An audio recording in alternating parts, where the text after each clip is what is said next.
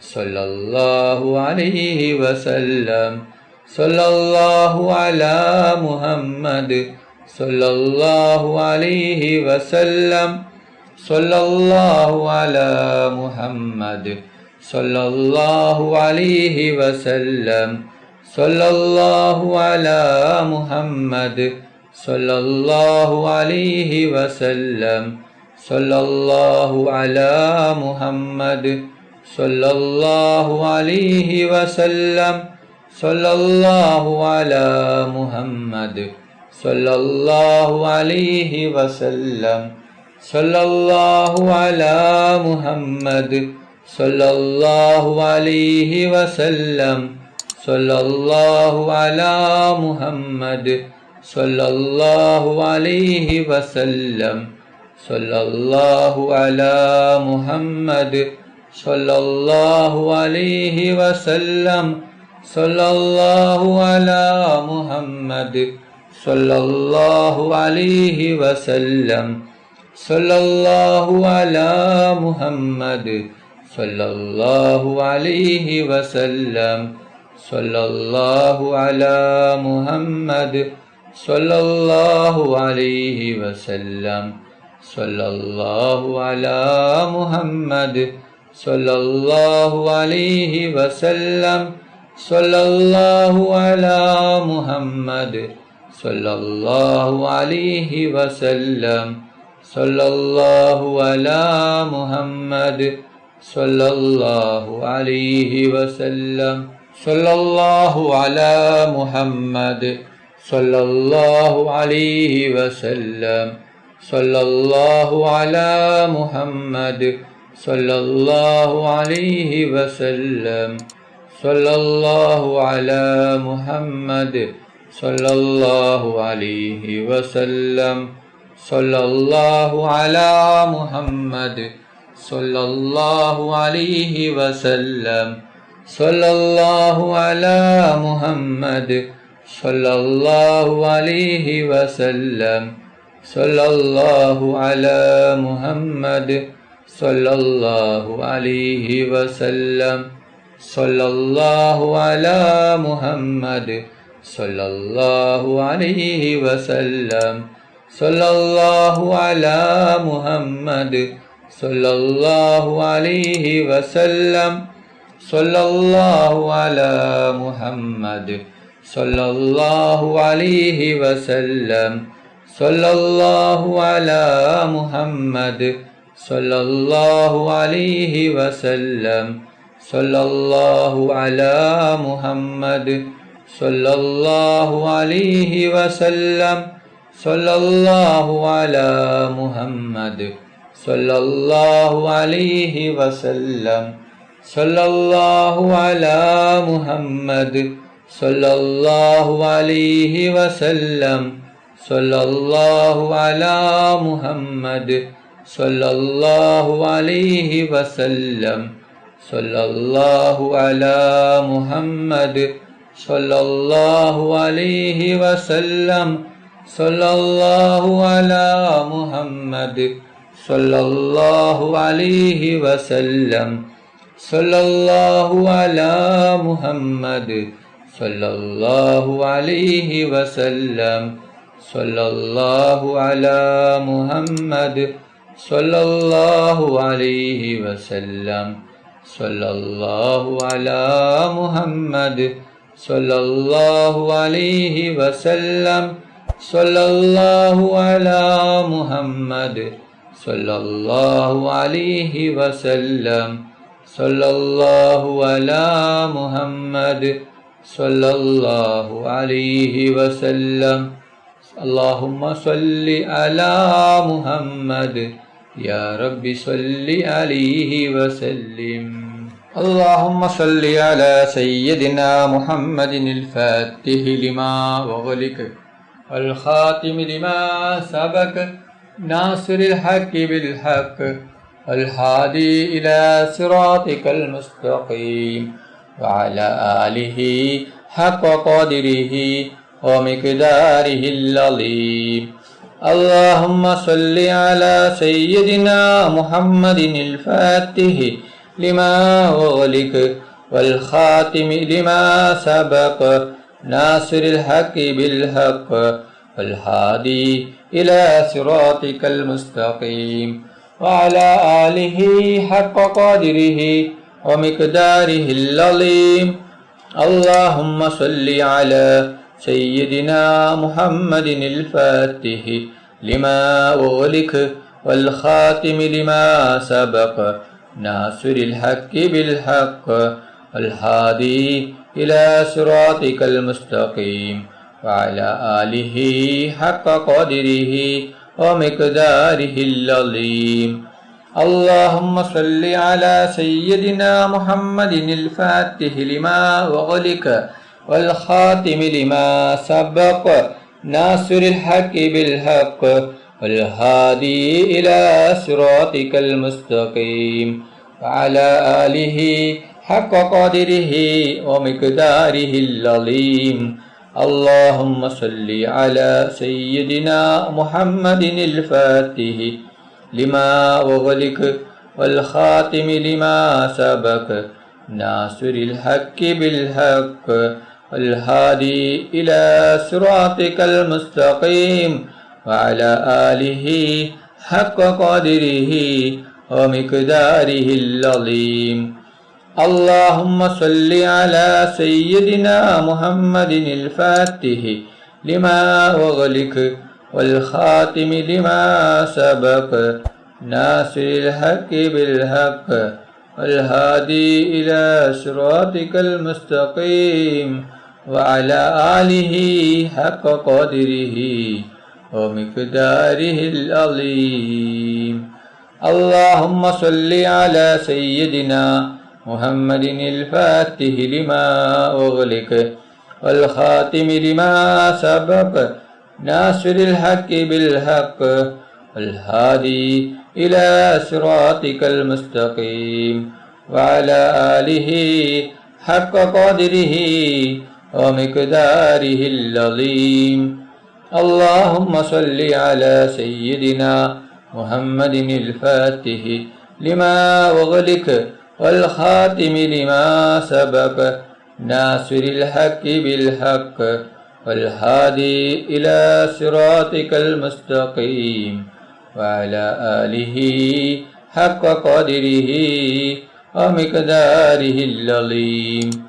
اللهم صل على سيدنا محمد الفاتح لما أغلق والخاتم لما سبق ناصر الحق بالحق والهادي إلى صراطك المستقيم وعلى آله حق قدره ومقداره العظيم.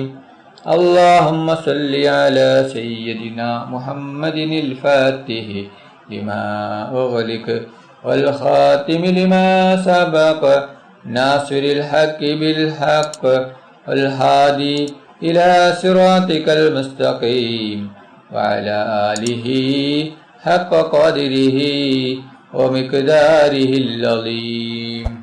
اللهم صل على سيدنا محمد الفاتح لما أغلق والخاتم لما سبق ناصر الحق بالحق والهادي إلى صراطك المستقيم وعلى آله حق قدره ومقداره العظيم. اللهم صل على سيدنا محمد الفاتح لما أغلق والخاتم لما سبق ناصر الحق بالحق والهادي إلى صراطك المستقيم وعلى آله حق قدره ومقداره العظيم. اللهم صل على سيدنا محمد الفاتح لما أغلق والخاتم لما سبق ناصر الحق بالحق والهادي إلى صراطك المستقيم وعلى آله حق قدره ومقداره العظيم. اللهم صل على سيدنا محمد الفاتح لما أغلق والخاتم لما سبق ناصر الحق بالحق والهادي إلى صراطك المستقيم وعلى آله حق قدره ومقداره العظيم.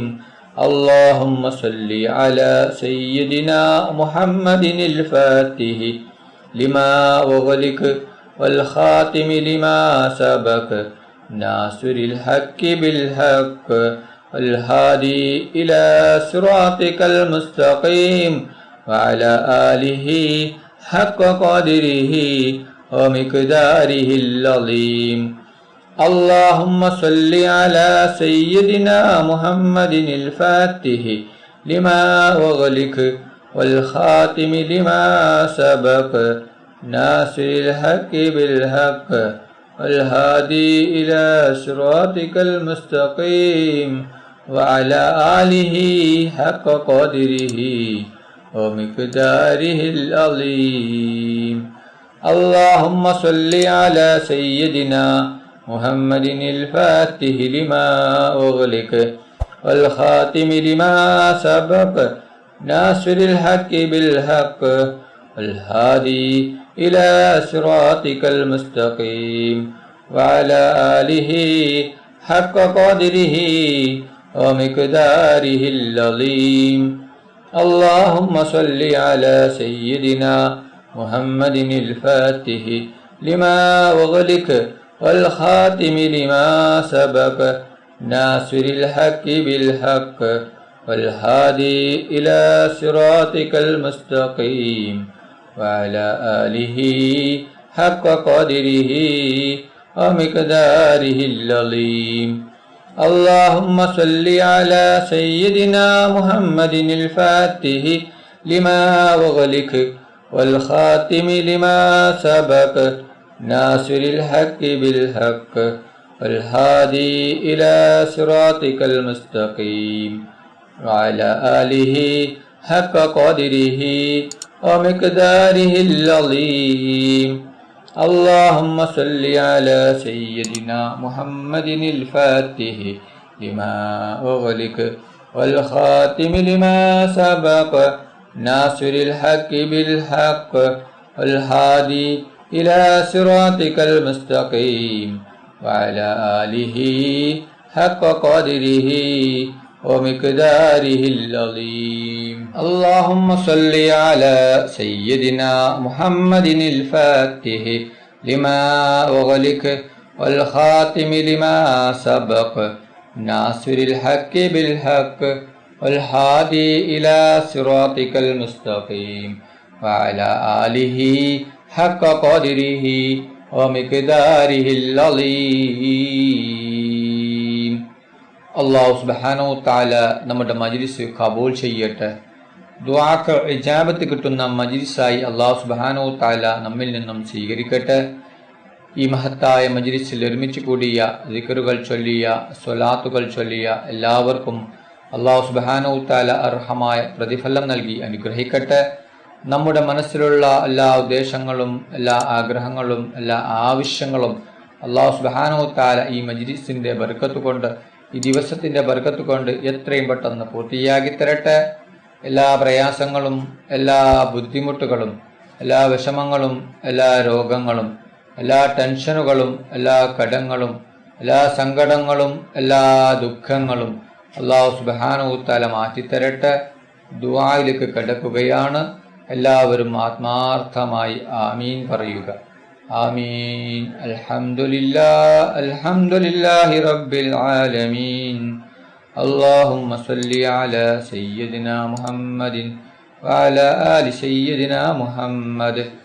അല്ലാഹുവേ, മുസ്ലിമായി ജീവിച്ച് മുസ്ലിമായി മരിപ്പിക്കുന്ന മുത്തഖീങ്ങളിൽ നീ ഞങ്ങളെ ഉൾപ്പെടുത്തണം. അല്ലാഹ്, മുഅ്മിനായി ജീവിച്ച് മുഅ്മിനായി മരിപ്പിക്കുന്ന മുത്തഖീങ്ങളിൽ ഉൾപ്പെടുത്തണം. റഹ്മാനും റഹീമുമായ അല്ലാഹ്, മരിക്കുന്ന അവസരത്തിൽ പൂർണ്ണ ഈമാനോട് കൂടി മരിപ്പിക്കണം. റഹ്മാന്, മരിക്കുന്ന അവസരത്തിൽ ലാ ഇലാഹ ഇല്ലല്ലാഹ് മുഹമ്മദ് റസൂലുള്ളാഹ് എന്ന ഷഹാദത്ത് കലിമ ഉച്ചരിച്ചുകൊണ്ട് സ്വർഗത്തിന്റെ ഫോട്ടോ കണ്ട് പുഞ്ചിരിച്ചുകൊണ്ട് മരിപ്പിക്കുന്ന മുത്തഖീങ്ങളിൽ നീ ഞങ്ങളെ ഉൾപ്പെടുത്തണം അല്ലാ. റഹ്മാനും റഹീമുമായ അല്ലാ, ഞങ്ങൾ പാപികളാണ്, ദോഷികളാണ്, ഒരുപാട് തെറ്റുകുറ്റങ്ങൾ ചെയ്തവരാണ് അല്ലാ. ഞങ്ങൾക്ക് നീ പുറത്തു തരണം അല്ലാ. ഞങ്ങൾക്ക് നീ മാഫാക്കി തരണം റഹ്മാനെ. ഞങ്ങൾ അറിഞ്ഞും അറിയാതെയും രഹസ്യമായും പരസ്യമായും ഒരുപാട് തെറ്റുകൾ ചെയ്തവരാണ് അല്ലാ. ഞങ്ങൾക്ക് നീ പുറത്തു തരണം അല്ലാ. ഞങ്ങൾക്ക് നീ മാഫാക്കി തരണം റഹ്മാനെ. അല്ലാ, നീ ഖബറിലേക്ക് എടുത്തു വെക്കല്ല റഹ്മാനെ. ആഖിറത്തിലേക്ക് നീ നീട്ടിവെക്കല്ല റഹ്മാനെ.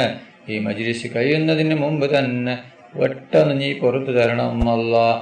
റഹ്മാനും റഹീമുമായ അല്ലാ, ഞങ്ങളിൽ നിന്ന് പലരും മരണപ്പെട്ടു പോയിട്ടുണ്ട്. കുടുംബക്കാർ മരിച്ചു പോയിട്ടുണ്ട്, അയൽവാസികൾ മരിച്ചു പോയിട്ടുണ്ട്, ഉസ്താദുമാർ മരിച്ചു പോയിട്ടുണ്ട്, നാട്ടുകാർ മരിച്ചു പോയിട്ടുണ്ട്, ഉപ്പ മരിച്ചവരുണ്ട്, ഉമ്മ മരിച്ചവരുണ്ട്, മക്കൾ മരിച്ചവരുണ്ട്, സഹോദര സഹോദരിമാർ മരിച്ചവരുണ്ട്. റബ്ബേ, അവരുടെ ഖബർ നീ വിശാലമാക്കണം അല്ലാ. അവരുടെ ഖബർ നീ സ്വർഗത്തോപ്പാക്കണം റഹ്മാനെ. റഹ്മാനും റഹീമുമായ അല്ലാ, അവരെയും ഞങ്ങളെയും നാളെ ജന്നാത്തുൽ ഫിർദൗസിൽ മുത്തുനബി മുഹമ്മദ് മുസ്തഫ സല്ലല്ലാഹു അലൈഹി വസല്ലമ തങ്ങളുടെ കൂടെ സ്വർഗത്തിൽ ഒരുമിച്ച് കൂട്ടണം റഹ്മാനെ. റഹ്മാനും റഹീമുമായ അല്ലാ, ഒരുപാട് പേർ രോഗം കൊണ്ട് ബുദ്ധിമുട്ടുകയാണ്. പലരും മാരകമായ രോഗങ്ങൾ കൊണ്ട് ബുദ്ധിമുട്ടുകയാണ്. പലരും ഹോസ്പിറ്റലിലാണ്, പലരും ഐസിയുലാണ്. ഡോക്ടർമാർ പോലും കൈയൊഴിഞ്ഞ രോഗമാണ് റബ്ബേ. നീ ശിഫ നൽകണം അല്ലാ. എന്ത് വലിയ രോഗമാണെങ്കിലും, എത്ര വലിയ രോഗമാണെങ്കിലും നീ പൂർണ്ണ ശിഫ നൽകണം അല്ലാ. റഹ്മാനും റഹീമുമായ അല്ലാ, രോഗം തരുന്നവൻ നീയാണല്ലോ റബ്ബേ, ശിവയാക്കുന്നവനും നീയാണല്ലോ റബ്ബേ. എല്ലാവിധ ചെറുതും വലുതുമായ എല്ലാ രോഗങ്ങളും നീ ശിഫയാക്കണം അല്ലാ. ആർക്കും ഒരു രോഗവും തന്ന് നീ പരീക്ഷിക്കല്ല റഹ്മാനെ.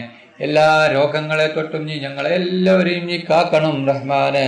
റഹ്മാനും റഹീമുമായ അല്ലാ, ഞങ്ങളെ മക്കളെ സ്വാലിഹായ മക്കളാക്കണം അല്ലാ. ദുനിയാവിലും ആഖിറത്തിലും ഉപകരിക്കുന്ന ദീനീബോധമുള്ള മക്കളാക്കണം റഹ്മാനെ. റഹ്മാനും റഹീമുമായ അല്ലാ, ഞങ്ങളെ മക്കൾക്ക് ഓർമ്മശക്തിയും ബുദ്ധിശക്തിയും നീ നൽകണം റഹ്മാനെ. റഹ്മാനും റഹീമുമായ അല്ലാ, ഞങ്ങളെ മക്കളുടെ പരീക്ഷ എളുപ്പമാക്കണം അല്ലാ. പരീക്ഷയിൽ ഉന്നത വിജയം നീ നൽകണം റഹ്മാനെ. റഹ്മാനും റഹീമുമായ അല്ലാ, ഈ ലോകത്തും പരലോകത്തും ഗുണവാന്മാരാക്കണം അല്ലാ. ഹജ്ജും ഉംറയും ചെയ്യുവാനുള്ള തൗഫീഖ് നീ ഞങ്ങൾക്കെല്ലാവർക്കും നീ നൽകണം റഹ്മാനെ.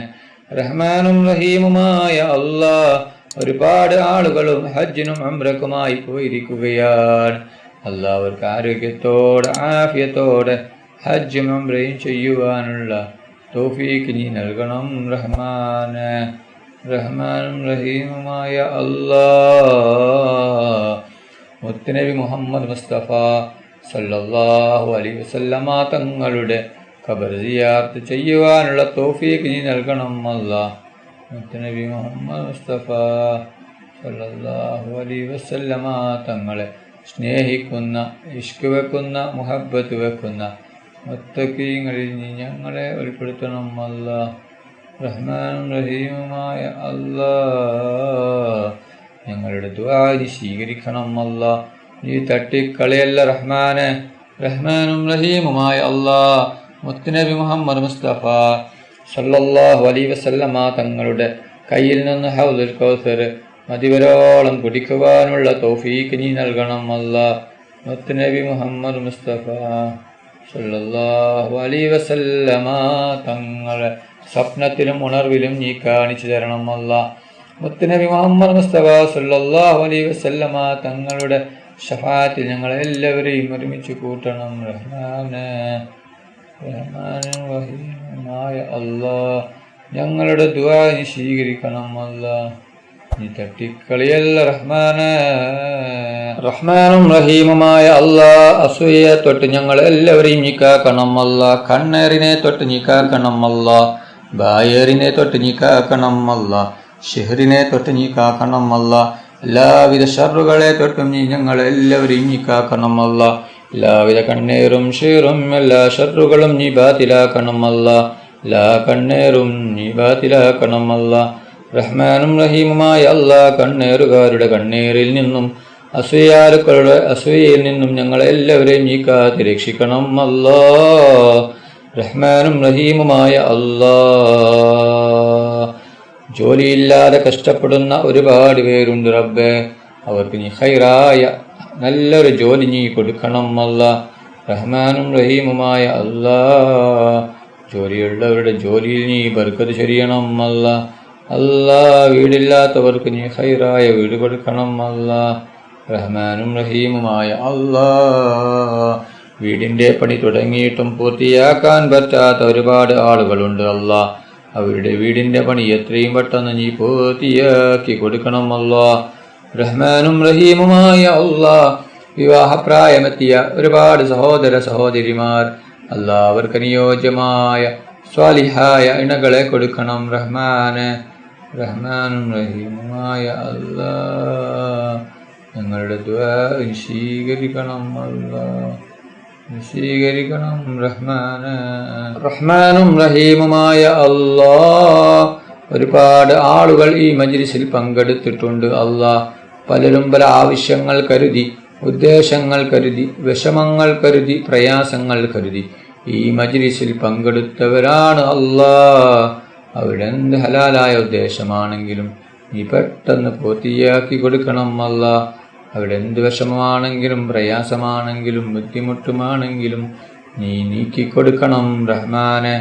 റഹ്മാനും റഹീമുമായ അല്ലാ, ഈ മജ്ലിസിന്റെ ബർക്കത്ത് കൊണ്ട്, ഈ ദിവസത്തിന്റെ ബർക്കത്ത് കൊണ്ട് ഞങ്ങളുടെ എല്ലാ ഹലാലായ ഉദ്ദേശങ്ങളും ആഗ്രഹങ്ങളും നീ പെട്ടെന്ന് പൂർത്തിയാക്കി തരണം അല്ലാ. എല്ലാ ബുദ്ധിമുട്ടുകളും വിഷമങ്ങളും നീ മാറ്റി തരണം റഹ്മാനെ. ربنا تقبل منا إنك أنت السميع العليم وتب علينا إنك أنت التواب الرحيم. آمين آمين آمين برحمتك يا أرحم الراحمين.